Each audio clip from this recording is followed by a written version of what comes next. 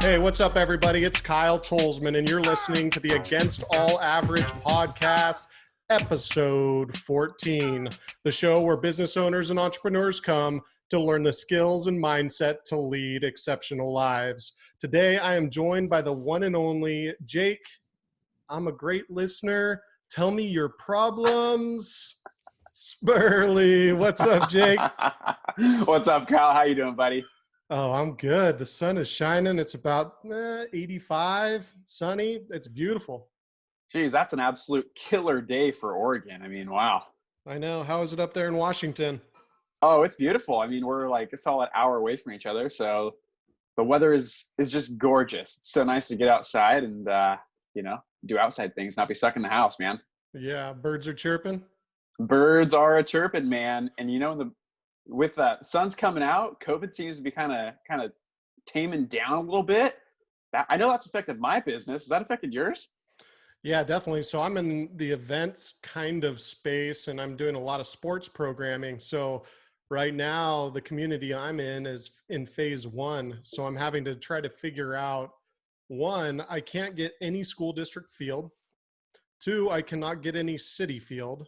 So that leaves me with either indoor soccer facilities or churches. So that's where I'm at right now. I just got approved on 2 church fields, 10 players, coaches with masks, players no more than 6 feet, or they have to be 6 feet away. So I'm going to try to figure out how to practice plan for lacrosse players to be 6 feet away.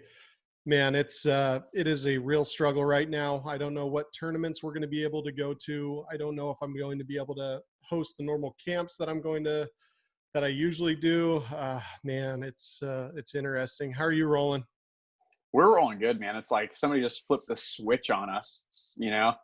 Somebody opened up the floodgates and everybody's like, all right, we're ready to rumble. Let's do some business. And we weren't really anticipating it because there were no indicators leading up to it. It was just, all right, now the phones are magically ringing on a Monday. So yeah, and I mean, we've talked about it. I mean, Jake, you are dead center in the event space, making it extremely difficult.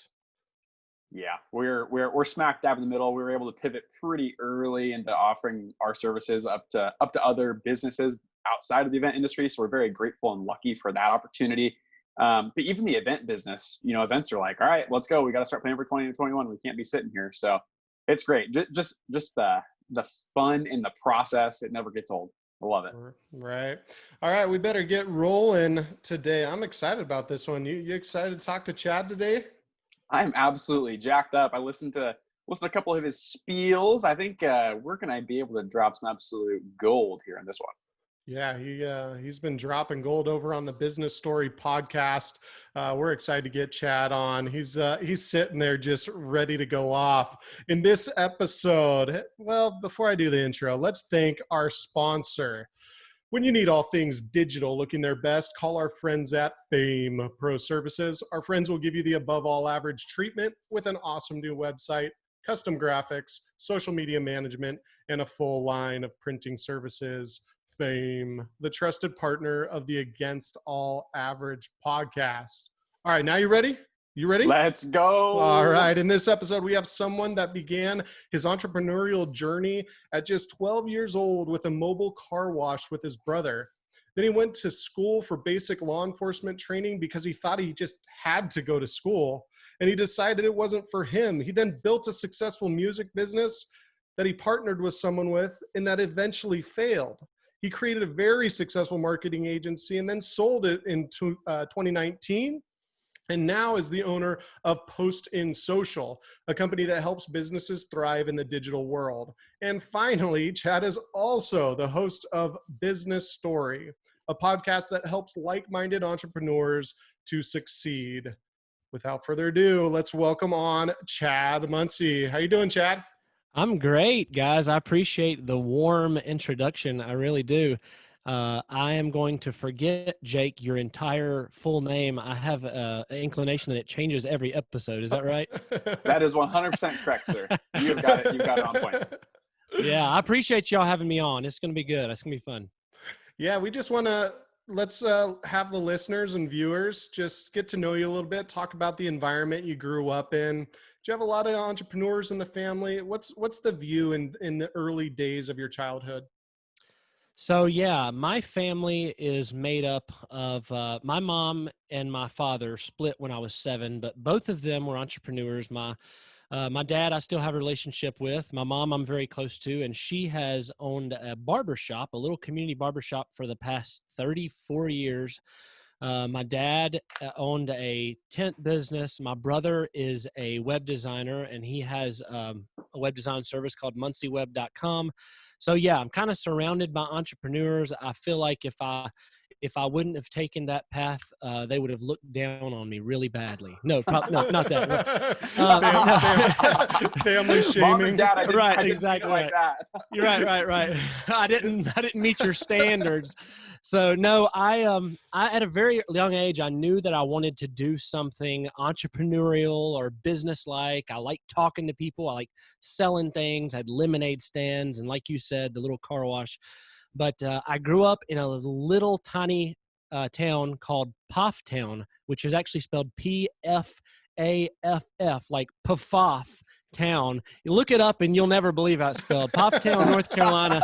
And we had, one stoplight. And so it was just a little small town environment. And we were all all of my family trying to do their own businesses. So yeah, that's kind of where I grew up at. And that's where it started at. That's awesome. I just spelled this out on my computer. I just can't fathom Pfaff Town right now. But you said Pfaff. Pfaff Town. Right, exactly. Yeah, that's awesome. That's so cool that your brother and yourself kind of had that entrepreneurial excitement when you were young. And it was almost like, yeah, we don't really work for people. We are the types that really want to get out there and do something for ourselves and make a name for ourselves. Talk a little bit about the car wash with your brother. Do you have any funny stories from there, or anytime you learned something where you're just like, yeah, we probably shouldn't have done that? Yeah, so that was completely a case of neither one of us knew who the boss was. We didn't understand the hierarchy of business and what was supposed to happen. And I would tell him to go do something, and he'd tell me to go do something. And we actually, it was pretty cool because we were young. We didn't have our license. We didn't drive, but we had this big neighborhood we lived in, a big residential area. And we would walk. We took a bucket and all of our stuff to wash cars, and we called it a mobile car wash, even though our area was just that neighborhood. So we would walk around and we would knock on doors and we'd get business. And, for young kids like 10 or 11 years old, making a couple $100 to $300 a week, that was pretty good. Oh, and we thought it was great. So we did that, and then moved on to where we learned we could not work together anymore. So that's when we kind of started our own thing. Do you guys work together now? Does he help you out with your web interface and that type of thing? We are still very much in contact, and yeah, he still does some web stuff for me. Obviously I kind of took the marketing route, and he does more. I mean, he does all kinds of programming and stuff like that I'm not into. So yeah, if I need help, he still helps me. We're really close, but we do have about a 4-hour difference between us where we live at. So we talk on the phone and stuff, but it's kind of cool because,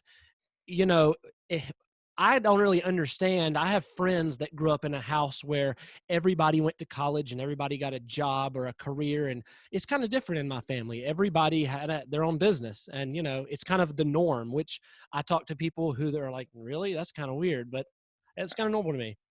Yeah. You talk a little bit about, when you're 10, 11, 12 years old, I used to push my lawnmower around the neighborhood. And, right. Yeah. I'd have a can of gas. I'd have a lawnmower and a weed eater. And it was really simple to find clients, right? Well, you have a long lawn. I'm 12 years old. I want to cut it. Can I cut your lawn? And most people are just like, yeah, what's your price? And I'd be like, oh, not too bad. This looks like a $7 lawn. Before I knew it, I was just mowing all these small front yards, $7 a pop. And, within a few hours have $50, and try not to spend it all at the local convenience store on Slurpees and Snickers. But I mean, I think when people grow up, like entrepreneurs in general, when you grow up, you start thinking of those types of things. And it's not just like a lemonade stand. You start to push the envelope a little bit further and like, how can I make a little bit more money than 50 cents on a lemonade stand? Right. You just keep on going. And you had your brother with you there. My brother's very, not the entrepreneurial mind. He's more, he's a chemical engineer, does very well for himself, but growing up, he didn't do the little side hustles where I was always trying to figure out how to make a buck around the neighborhood. So Right. that's cool to hear your story about that. Let's go a little bit into your education. Why did you think that you had to go to school again? Why did you think you had to go to a trade school or college or become something where you have a boss? Was that ingrained in your schooling?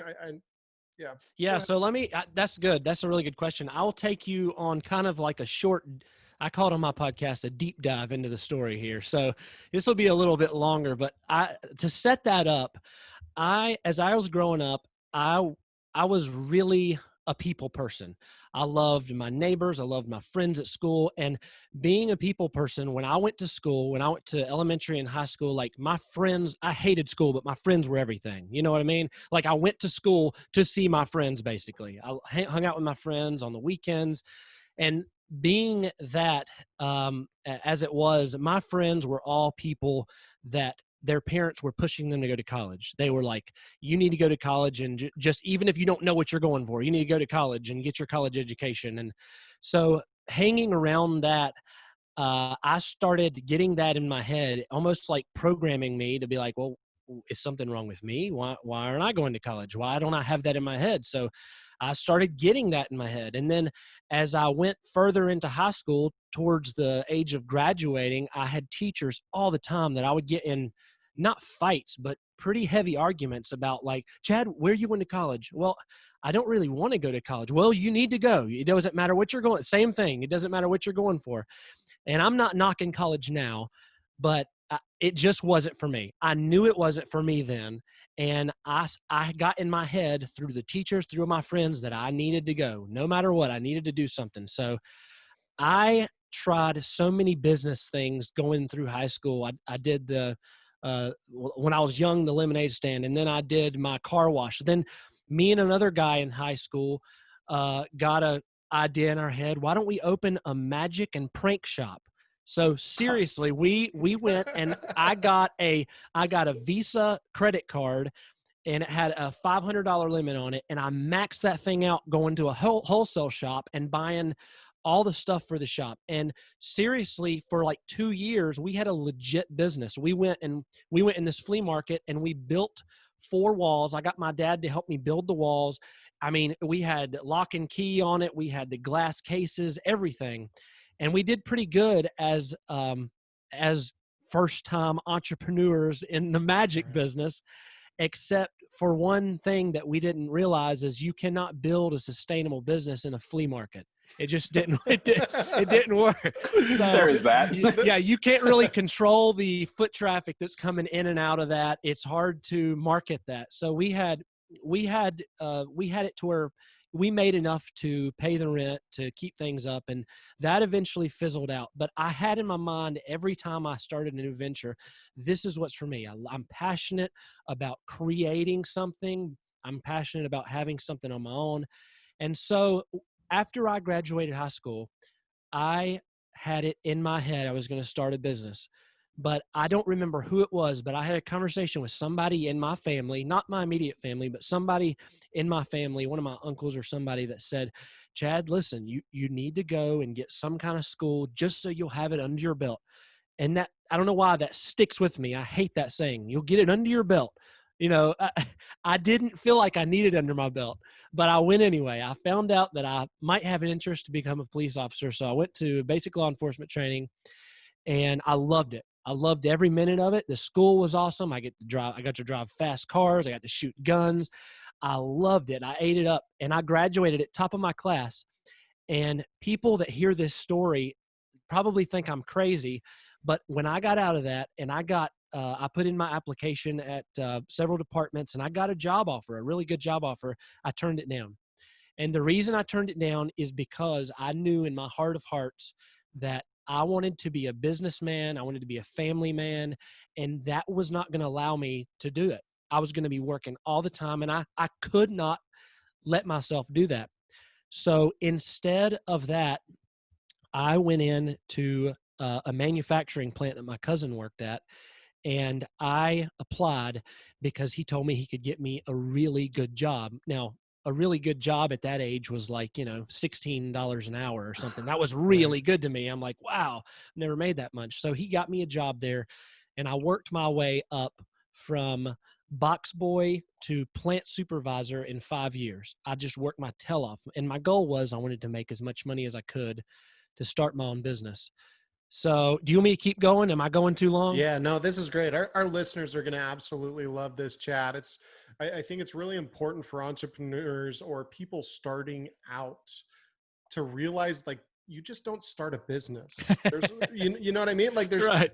Yeah. most people are going up and down and through and over, and then there's a torrential downpour and a tornado and a hurricane, and then they start something else, and then there's family issues, and then there's this. So I'd love for you to keep on going about your story and about your path, because it's so important for folks to know that there is not only one way to be an entrepreneur. There's not only one type of entrepreneur, but everybody's path is a little bit different. And whatever path you're on, it is a-okay as long as you are doing it with integrity.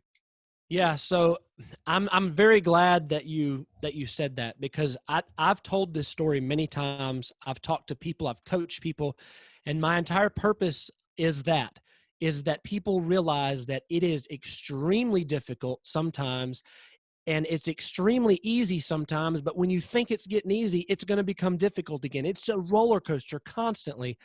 So back to the story, I got this manufacturing job, and I was working for about 5 years there. I had a really good job. I was making for my age and where I was at, I was making pretty good amount of money, between 75 to 100K a year. But I was working 14 hours a day, every day of the week, constantly just grinding. Yeah, it was ridiculous.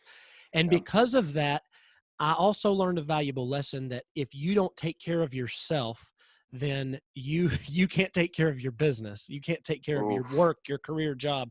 And I ended up getting a really severe hiatal hernia that I didn't know I had. I actually worked through the pain for many months, and I shouldn't have done that. I ended up going to the doctor because I thought I was having a heart attack one day, and they said from your throat all the way to your stomach, your esophagus all your lining is gone, just completely gone. So I was out. My doctor said, you can't work. I don't want you lifting a thing. I don't want you cleaning your house. I don't want you to do anything. So I was newly married at that time. I had a baby. I had a wife, and I was out of a job, a good job. And I stayed home. I started collecting unemployment. And that was a time in my life when, it was like I was headed towards a valley. I didn't know what I was going to do. I had no clue. I had never owned a business other than this flea market and these things that in my mind had failed. So I rested at home while my wife worked. She worked at a hospital for a doctor, like a secretary position. And I finally, as soon as the doctor said, you can work again, I went out, I got a job, third shift at a gas station. I worked several part-time jobs just to get back on my feet. And there was a turning point when I decided to stop being afraid and just make a move towards my business career. And there was a little house I used to drive by on the way to this factory. Every day I passed this little white house, and every time I passed it, there was a for rent sign in the window, and I thought that would be an awesome office or a business or something. I know I could do something with it. So one day I worked up the courage and I called. And that's another thing. If somebody's listening out there, like, take a step, go do it. Do it now. Don't do it a year from now. Don't plan to do it tomorrow. Do it now. I decided to call that day. I was in the middle of something, like riding down the road to my wife's work or something. And I was like, I'm going to call her right now. I called, and my great aunt picked up the phone, and I had no clue my family owned that house. And she picked up the phone. She said that they were renting that house. And I said, I'm really interested in renting it from you. I don't know how I'm going to pay you, but I want to rent it from you and make something out of it. And I took a leap. And I said, I promise you, if you will give me the opportunity, let me rent that house, I'll figure it out. I will figure it out. So I started a little music studio. I've been a musician my whole life at church and, just side things, not professional. But I decided I was going to start giving music lessons, recording people on my computer, whatever I could do. So I started this little business. And long story short with that, I ended up getting a partner who helped me every day. And he would do the marketing and he would get people in there and I'd do the lessons and I would take care of business. And all of a sudden, one day I came into work and he was packing all his stuff up. And this is after, I don't know, 6 months of being in business. And I was really getting some traction, really excited about my entrepreneur life, my new thing that I was doing. And he was packing all his stuff up and I was like, man, what's going on? He said, I've had a change of heart. I can't do this. I've got other things I'm taking care of. And he left, but I had in my mind I was going to do it. So I rebranded it and I was like, I'm going to do whatever I've got to do and keep it going. And my belief is that I don't care what you believe. If you believe in the universe, if you believe in God, if you believe whatever, nothing will ever line up if you don't take the steps and like put it into motion. And I believe every day, even right now in my life, I've got to keep on trying to do what I think I'm supposed to do, what I think is right, how I think I'm supposed to keep going, and things will line up, things will take shape.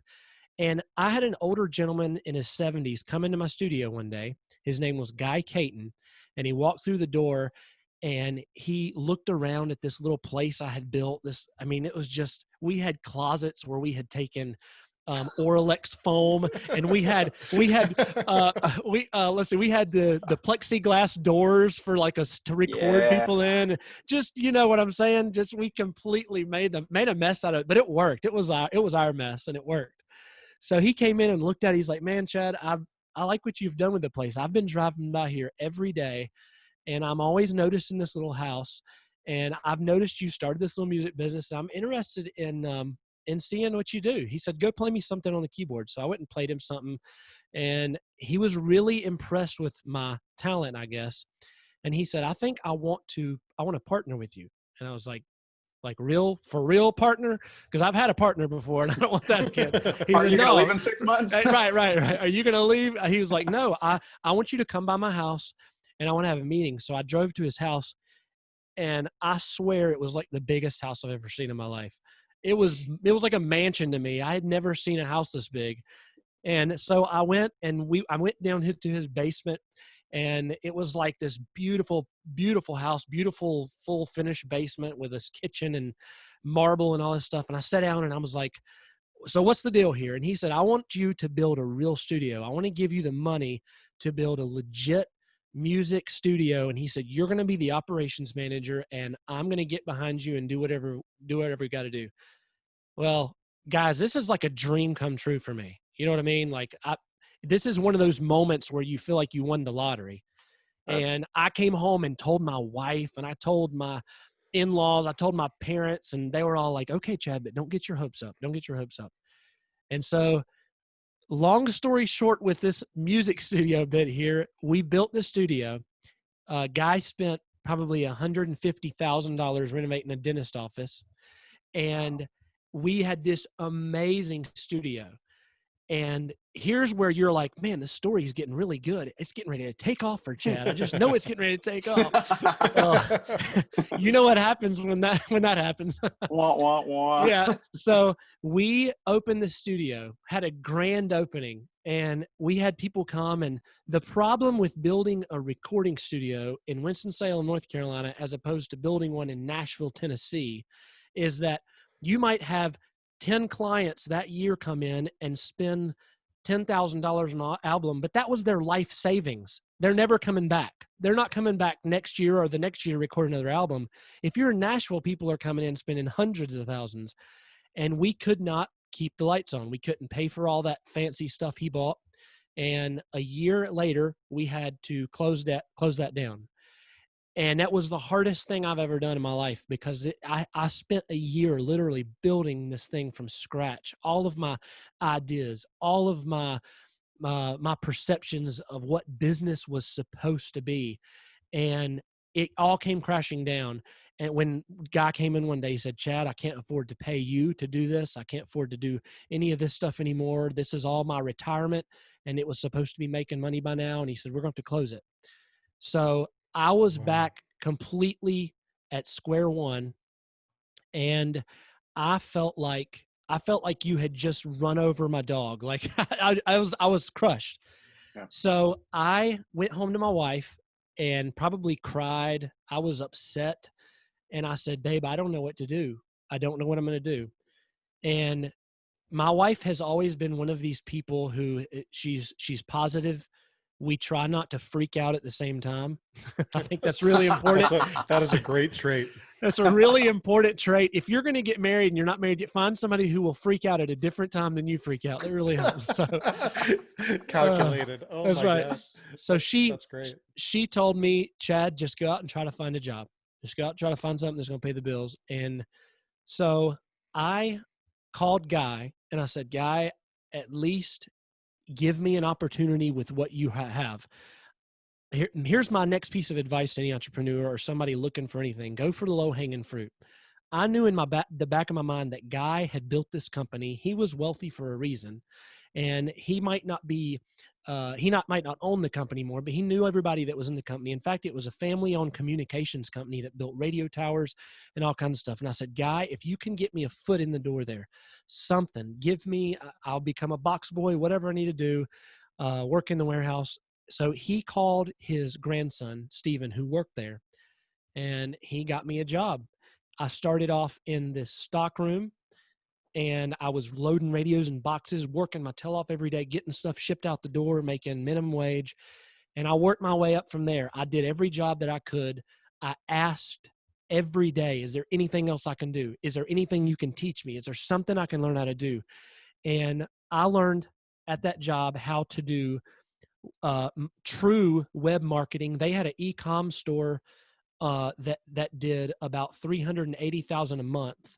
And they taught me all the marketing on the e-com store, how to do everything, how to run all the SEO, just top to bottom. I got an education there, and I didn't even go to college. And it was because of the questions I asked. It was because of the go get it done attitude that I have, I believe.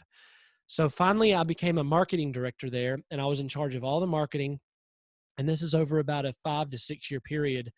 And I walked into work one day after making a pretty good salary, and I quit that job because I wanted to go do something on my own. I had finally made enough money to save up and start my own business. And this will be the shortest part of the story, but it's the happiest part of the story. My wife and I, the next year, decided on our own, we didn't have to do it because of the money. We didn't have to do it because of anything else. We decided to sacrifice for a year. We moved out of this big fancy apartment that we had got. Well, I was on this salary, and we had this nice big apartment in this gated community, moved out of that into my in-laws' basement with my wife and my 2 boys for a year, and saved. Wow. And I did all the marketing online for a business. And this was actually a cleaning business. And I had been listening to a podcast. There's a podcast called Grow My Cleaning Company. And it was literally how to start a cleaning company and build it from scratch. So the next 2 years, I built a cleaning company from nothing to 16 employees, and I sold it and moved to the coast, which is where I live now. Man, wow. There you go. Wow. That's crazy. You talk about, failing hard. Like your life was, going under. You didn't know what your dog got hit, kind of that feeling. Right. Talk about getting out of that feeling. Because I feel like so many entrepreneurs, and for the young ones listening, they get knocked down. They're like, oh, well, I guess I'll go back to the 9 to 5. Like, how did you get through that? Like, that's huge. Well, I think a big key characteristic of entrepreneurs first of all, and I don't mean to offend anybody out there, but entrepreneur is a very loose used term nowadays. It's used for anybody who says I'm hustling, but normally the guy's at home on his couch eating potato chips, hustling, holding his cell phone, doing some social media posts. That's not entrepreneurship.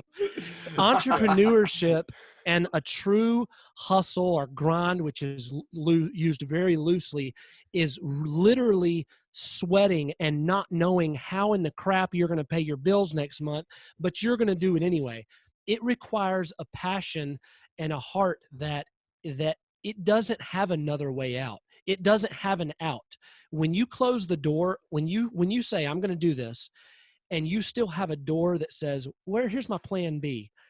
To me, that's not even entrepreneurship. It might be smart, but entrepreneurship is like, this is going to happen no matter what. That's not a plan B. If this fails, I'll figure it out then. But until then, I'm going to do this with all my heart, everything that I've got in me.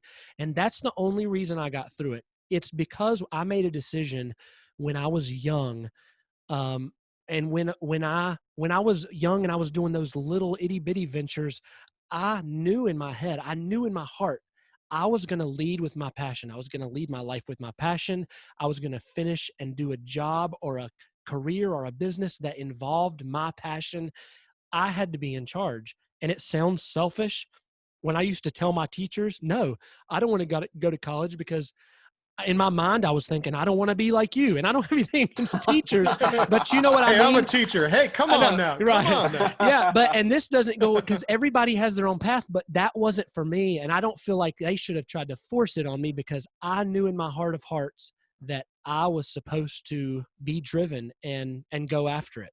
So I don't think until you have that, that's what it takes to get through those somebody just crushed your dog moment. You're like, well, I feel horrible now, but I can see the other side, even though it's not really there. And that's what it takes. Yeah. And I'll follow up with Chad there. I mean, the first time that I started to get some all-star teams together, I was just scraping, absolutely scraping to get enough kids for one team. I had this vision, like, I just want to coach an all-star team. The kids are going to love it. Like, why isn't anybody showing up? Like, why is my email dead? Like, why am I not getting any phone calls? And it just like, I expected, like, I put my resume out there, you show up. Like, this is how it happens, right? This is business, right? And they just don't show up. I'm just like on the phone, like, hey, well, call your friend. Like, they should show up, right? Oh yeah, I just called them. They said they didn't know anything about it. I was like, oh, I probably need to do a better job of marketing. Or, you know, I started my company 3 months ago, and I expected the what was going to happen in year 5 in month 3. And it just really didn't work. So, you know, I think it's Mike Tyson or something like that. Everything goes as planned until you get punched in the face, right? Right. Like that was me. Like, everything's fine. I'm down to 12 players. There's 10 players on the field at a time, 2 subs, 90-degree weather. Like, it's not going to work. My number, I've got to hit 16. I finally had the best sales pitch of my life because my back was against the wall. I just got punched in the face. And I was like, I am going to do this. I do not have a plan B. I am not letting 12 people down. There's no way. And so what I did is I talked to 4 families from, I'll call it a neighboring town that is 4 hours away. And they commuted 4 hours 2 times a week to practice. 4 hours there, 4 hours back. So 8 hours. And that's if there's no traffic, smooth sailing, etc. So I think what entrepreneurs need to know is, like, you can have another job. Like, I have another job, but how I approach my business and how I move forward with my business, I don't give myself a way out.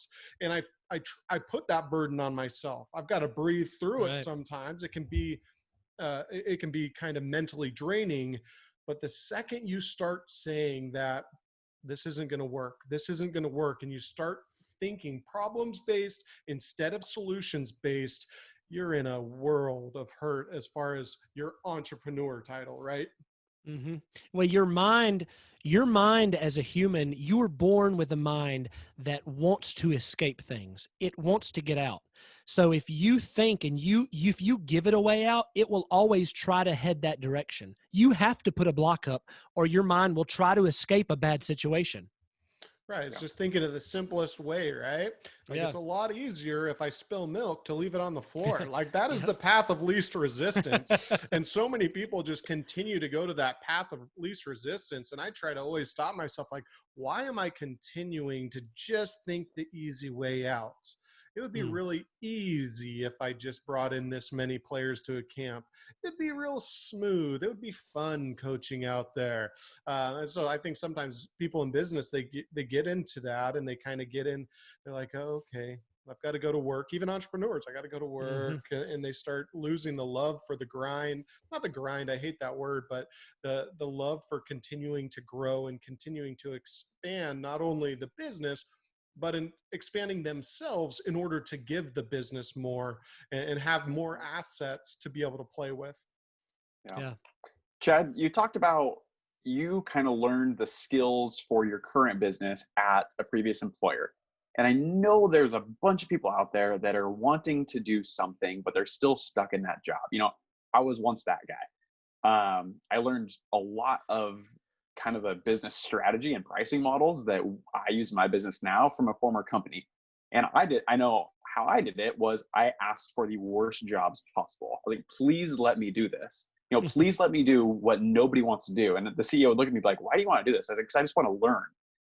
It seems like you did kind of that similar thing. What actionable items can you give people who are kind of stuck in that job? They want to learn. They know they want to do something. What can they do now? So I have been asked this before by somebody who wanted to figure out something to do online. This person was like, Chad, I want to do something online that makes money. What can I do? And my first question was exactly how I'm going to answer this is what do you know how to do? And a lot of people have already heard this. What do you know how to do that people will pay you money to do? What do you know how to do that you could either teach somebody or that you can do that you can replicate and do over and over for somebody? For instance, right now, there are a lot of people out there who have cell phones that have better cameras on them than 5 years ago existed. And it's the truth. People have video cameras on their phone that do amazing things. And when I first got into marketing, I didn't have fancy equipment. I didn't have the money to buy fancy equipment. So literally, I took my cell phone and I would make videos for people, and they would pay me for those videos because they were better than what they would do. So there's a huge opportunity in real estate. In fact, my company does this, and I know how much these videos can go for. If somebody's out there and has a cell phone and can go online and buy $100 gimbal and put their cell phone in it, and it makes it smooth, and walk through a house and you ever seen those virtual house tours? Right. Their videos, those videos right now, I have real estate companies paying me literally with this cell phone and a gimbal, $600 a video. So if somebody wants to get out there and make money, use what you already know how to do, which for most of us is take a picture, take a video, use something that you've learned at your company. And I'll use a real example for that company I worked for. He taught me how to do SEO work, SEO, which is a little more complicated for some people if they don't know that. But anything that you've learned, if you have all you have done is taken care of a doctor or a dentist's paperwork as a secretary or front desk person, I know personally because I use them, virtual assistants, VAs that make $20 an hour. And somebody could literally go home part-time, put their ad on Fiverr or wherever they're going to do it, and get like 3 gigs and make a couple hundred to a couple thousand extra dollars a week. And the problem that I find, Jake, is that most people that I tell this advice to, and I know that your listeners and I know my listeners, and I know there are people out there who really want this and will do it. But there's also a lot of people that take this advice and it sounds too simple. You know what I mean? They're like, no, there's no way. Somebody's going to pay me $600 for that. Yeah, they are. There's people that pay right now. No, somebody's going to pay me $20 to sit there and write emails for them. Yes, every day, all day long. And they think it's too simple. So the thing that I want to tell your listeners is find the simple thing. Don't be afraid to charge what you're worth. And that's how you do it. Jeez, that's gold right there.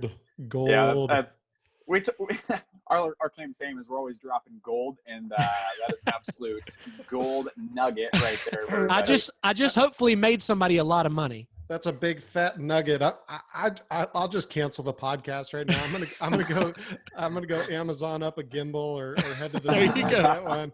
I love real estate and houses. It's so true. I think entrepreneurs get stuck though. So Chad, you make it sound so easy, but entrepreneurs get stuck and they have all these different things that they want to do and they don't even know how to get started. How do you continue to move forward? Instead of pondering in the dream of dreams of North Carolina, how do you figure out, what am I doing today? Like, how do I move one itty bitty step forward towards my goals, instead of looking at a whiteboard that looks like the one behind mine and saying, where do I go? I have so many great ideas. Yeah. So just action. You've heard of the saying, what's the first word? Something action. It's not chaotic. It means chaotic. Unorganized, whatever Sounds that word good. is. Yeah, unorganized action, something like that. But it's just chaos in your mind, because all entrepreneurs have chaos in their mind. They're like, holy crap, how am I going to organize all this? I can't do anything. I've got to have a whiteboard like this behind Kyle all the time right in front of me. No, it's not true. And here's what you do. You take the action every second of every day that takes the least amount of effort with the most results, that will get you the most results. For instance, I'm all about real life examples. Right now in my life, people are going to think I'm crazy, but it's just because I love it. I have a podcast that I do every week. I've got a lot of listeners because I do it with all my heart, as much as you guys do. You know, you put a lot into this. People don't realize how much work it is. But I've got the podcast. I've got a marketing business. I've got a wedding service business, and I have a video business where we do video for people. And all of them, I create systems for that will work without my chaos in my mind. So if there's somebody out there that says, Chad, I want to start a marketing business tomorrow, but I have this storm in my head of chaos and I don't know how to do it. Take exactly what you want to do and simplify it. Do you want to market for people? Yes. What kind of marketing do you want to do? Well, I want to do Facebook ads, or I want to do SEO, or I want to do this. I would stop them right there and I'd say, no. Pick one of those things. Okay. I want to post for people. I want to do Facebook ads. So you want to do Facebook ads. Figure out how to do Facebook ads really well. Well, Chad, I've been doing it. I know how. Okay. Find out how you can get that out to people, and people will pay you money, and you can do Facebook ads for people. Simplify it. People have an idea that turns into a tree with 1,000,000 branches on it. And those are the businesses that people get frustrated with, and they fail because they're like, I'm never going to realize my dreams because I can't get my business up. Your business needs to be people paying you money for you doing something first before anything. And that something needs to be something you do well, and then move on. My video business, primary thing we do is real estate videos. My wedding business, the primary thing we do is rent. I live near the beach. We rent chairs and trellises and arbors and offer officiant services. But the whole service is, hey, I want an elopement. We give you the elopement. It's not chaos. It's just each business, you do one thing really well. My cleaning business, I'll tell you this really quick before I shut up on this question, because I'll keep going forever. So the cleaning business I started, and in my mind, I said, I'm going to be able to franchise this business if I want to when it's done. So everything that I did, I said, I'm going to clean houses. And then I made a system for that. I came up with a training system for my employees. I took the time up front to go ahead. I already had it in my head in this storm, and I said, I'm going to just do it. I wrote a little training manual. That was done. I trained employees. I taught them how to clean just one service. I didn't clean businesses. I didn't clean industrial stuff. I cleaned houses. Simplify your business. Figure a system out so that you can grow at a steady pace, and the chaos disappears, because once you start working and you see how simple it is for people to pay you for a service, You just keep doing that service over and over. There's no need for it to be complicated. Do y'all ever watch Gary Vaynerchuk? A little bit, yeah. Okay, so I mean, he's all over the place. Like, I can't imagine his schedule. He speaks all over the world. He does all this stuff. And like, in my mind, looking at him, I think, holy crap, his life's got to be chaotic. But actually, it's not. He pays somebody to help him work out in the morning. He doesn't even know his schedule half the time. He just goes with the flow. But it's because at the very beginning of all this, he set up a system for everything he does. Well, and I think a great quote comes to mind from Warren Buffett is, what are 20 things you want to do with your life? And then pick 3 and go bye-bye with the rest of the 17, yeah. Right? And so it's like, simplify your life, simplify your business, simplify your systems. I think you were talking earlier, and I'm trying to figure out who is Chad Muncy right now. And what I'm figuring out is you're doing a lot of this, and maybe you don't realize it, but I think about this so much, is you had those health issues earlier. You're working 7 days a week, 14 hours a day. And I feel like you're creating these systems to create the life that you want to live, that is sustainable, and you can be the leader and the father that you can be. Is that anywhere close to how you think of this? So actually, yeah, you hit the nail right on the head. I put a post out. If you went to my Facebook right now, you would see the post I put out today or last night, where me and my wife, we were going out and we were helping some people with a wedding thing on the beach. And I talked about time freedom. That's all it's about for me. It's about me being able to control, because I learned early on how much I hate chaos and how much I hate having to work all the time, and I don't have any control. Today, my wife and I woke up. I woke up early because I had this interview with these guys that told me, no, I'm just kidding. No. So actually, I thought our interview was earlier. So I did wake up and I got ready for it. And then after that, I was like, oh, I've got a call at 1, but me and my wife went to go get some lunch. I came on this podcast. I've got some other things I'll do later on business. It's all about creating time freedom for yourself. And I believe that's because every person's version of success is different, but it all involves happiness. It all involves, how can I create happiness for myself? And for most people, that is being able to do what they want, when they want, how they want to do it. Wow. That's just gold right there. I see in Jake right now, he's just like, I just love to listen to this thing. I'm just gonna sit back and listen to that. No, I love that. And I think sometimes people mistake time freedom for, you don't have to work hard. Right. And that's not what you're saying. You just work in different hours and different chunks of time, and you're able to weave your business into your life instead of vice versa. And a lot of times when you're working for somebody else, you're trying to weave life into your business, and it's not a cohesive unit. So that is definitely one of the benefits of being an entrepreneur. There's definitely the downsides, as we all know. What is your advice? And we're kind of getting towards the end of this podcast. What's your advice for folks that really don't have much of a digital presence right now? There may be a mom and pop business, and they're just starting out their Facebook. They're starting out their Instagram, YouTube. How important is a digital presence for businesses that are brick and mortar? And how would you go about it if you're going into their business as a marketing analyst?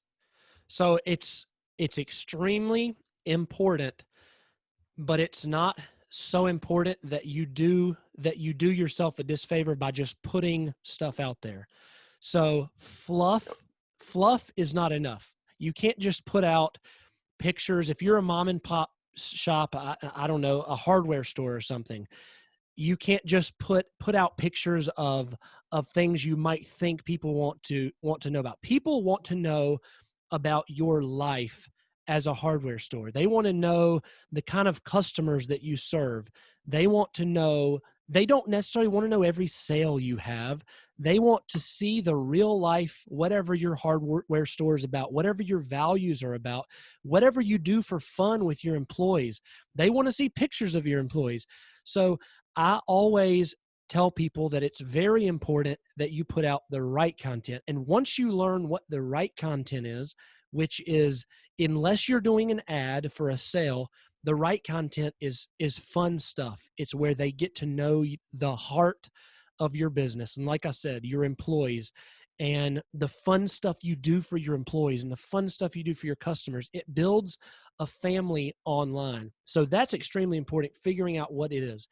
And then the approach is, I find that most people nowadays, and this is what I tell every person I sit down with my business, go to your social media before they go to your website. Website used to be this big magical golden thing that we all had to have. And you do need a website, but more than that, you need social media that is consistent with good content.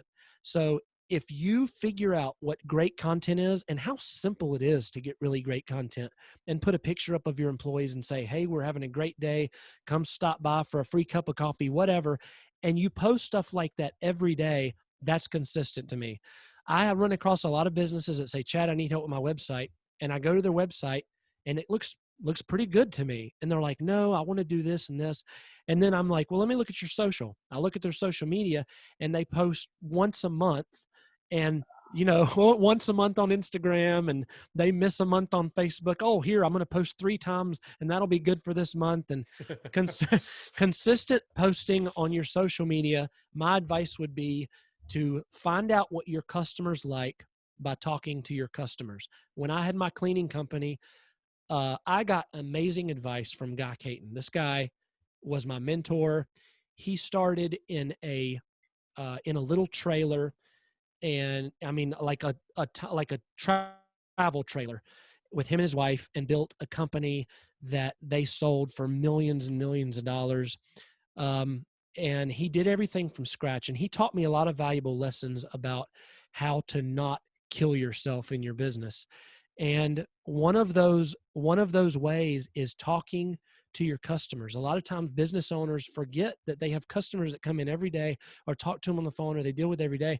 They forget how easy it is to just do a survey. They're like, when I say survey, they're like, oh no, I got to write up a survey. Just talk to them. Just do a survey. Say, hey, Right. what would you like to see more of on our page? What would you like to see more of? And take a list and start posting that stuff, and it will change your social media.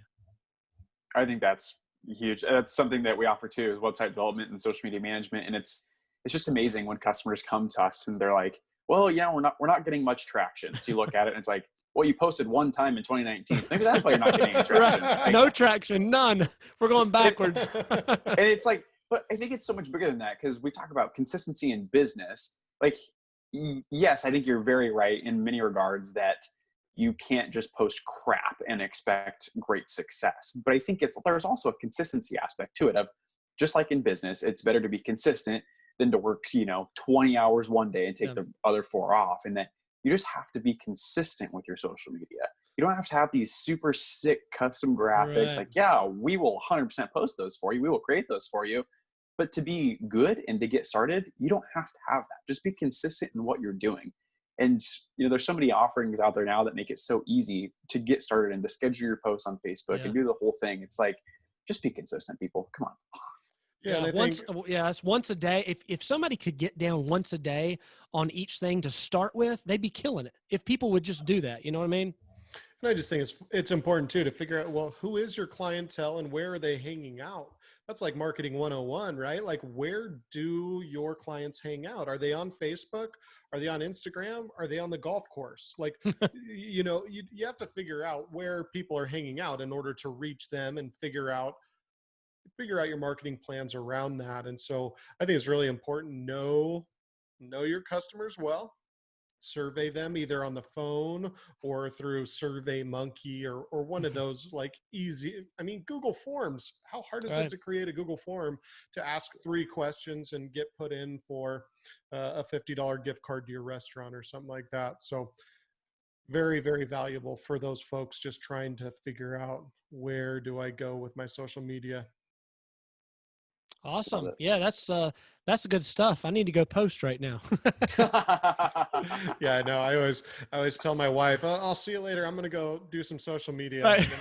And Me too. I usually hop on my one of my bicycles and go right around the neighborhood, and I try not to hit cars, and oh, sorry, I just rode by a chainsaw, sorry about that. I just wanted to let you know about episode number 14. It's going to be unbelievable. And you're in like a week, Kyle, your neighbors are going to see you outside with a gimbal, and they're going to be like, why are you taking pictures of my house? Hey, it's just like, quiet down. I'm starting my 15th business, gimbalsforyou.com, where we gimbal up your house all day long. Yeah, it's funny, and it's always just like, I don't know if I'll ever feel 100% comfortable holding a phone up in the air, riding a bike, and basically talking to people that will listen but are not currently listening. I don't know. Things have drastically changed. Right? Things are changing. The last thing that we want to talk about before we let you go, I know you're super busy, is talk a little bit about your podcast, why you started your podcast, where people can find it, and then talk about one guest that you're always going to remember going forward. Well, I started my podcast as a passion project. I've always worked really hard for everything that I had, and I wanted to do something that I felt like I was giving back. I started the podcast to build an audience so that I could help people. I didn't have any kind of, although one day it'd be great if it made money, but I didn't have any monetary value in my head when I started. I wanted to let people tell their stories. I had a crazy story, and I knew there was other people that had crazy stories, and I just wanted to hear other people's stories and give them an outlet where they could share valuable takeaways and moments with other entrepreneurs to help them out. So it was all about a help tool for other entrepreneurs, and people can find the podcast on any major, Apple Podcast, Stitcher, Spotify, all those, Business Story Podcast, or you can go to businessstorypodcast.com. And we actually have a little spot on there. If somebody's interested in, even if they don't want to be on the podcast, but they'd like to just talk to me or share their story, there's a spot I have on there just for people to write a long thing and share their story on businessstorypodcast.com. So that's kind of where I'm at with that and why I started it. That's awesome. And you've had several episodes, and I started listening to them this morning to get to know you a little bit and know kind of the avenue you were taking with your podcast. Talk about one of your most recent guests and kind of give the listeners an idea of what they'll consistently hear if they listen to the Business Story podcast. So if we started the podcast off with a little bit different format, which there's some great episodes 1 through 12, I think, are all like really story form. Some of them have music behind them. I took all my failed days of music studio stuff, and we put some music behind them, and they're really good episodes. One of my favorite, man, that's a really tough question because I have so many favorites. I had a guy named Steve Fredland, and his is a good episode because me and Steve share a very similar story with our mind. And there's something that I don't really share with a lot of people, but Steve shared his version of it. And I went through a really bad anxiety. The reason I sold my cleaning company is I pretty much, after all those years of entrepreneurship, I had really bad burnout and I suffered extremely bad anxiety. So much so, that's the reason I moved to the coast about 4 hours from where I sold my company. And Steve shared in an episode, which it is so valuable to me to hear what he had to say. And if your listeners, if anybody's out there struggling with anxiety, struggling with that, like, I don't know what I'm supposed to do, I feel stuck in this, they need to go listen to Steve Fredland, who was a huge corporate success, made lots of money. And he got to a point in his life where he went into his job every day and hated it and knew he had to do something else. And he found the freedom when he left. So it's a cool story. That's awesome. I'm looking forward to diving more deeply into the Business Story podcast. And I'm excited that you have created it because it's Jake and I did the same thing. We're just trying to help. Yeah. from the bottom of our hearts, we're just trying to help anyone that wants to listen to better themselves or better themselves as business owners or just people in life. And we both know how long it takes to create the videos and the social media and the cutting up the audio, and the list just seems to go on, and getting guests and emails back and forth. And then you screw up a Zoom meeting, and then, it just goes on and on. It's a very thankless job, but thank you for creating that. Last thing, where can people find you on social media? And then we'll get it closed out for episode number 14. Yeah. So people go to facebook.com/CD as in David Muncy, and they can go to Instagram at chad.muncy. And the people can always find me businessstorypodcast.com or postinsocial.com is my business. And any of those contacts will come to me eventually. Beautiful. Thank you so much, Chad, for coming on the show. In order to grow the podcast, we need your help. Please subscribe to our podcast on your favorite platform and tell a friend about every episode you find value in, and share the episode on your favorite social media platform. If you liked the episode, please rate the episode, maybe a 5. I don't know. Probably a 5. I don't know. It's your choice, but leave us a review as well. You can find us at againstallaverage.com and on all your favorite social media platforms at Against All Average. Another big shout out to Chad Muncy and the Business Story Podcast, and this episode's sponsor, Fame Pro Services. And with that, we thank you for listening to episode 14 of the Against All Average podcast. We'll see you next time.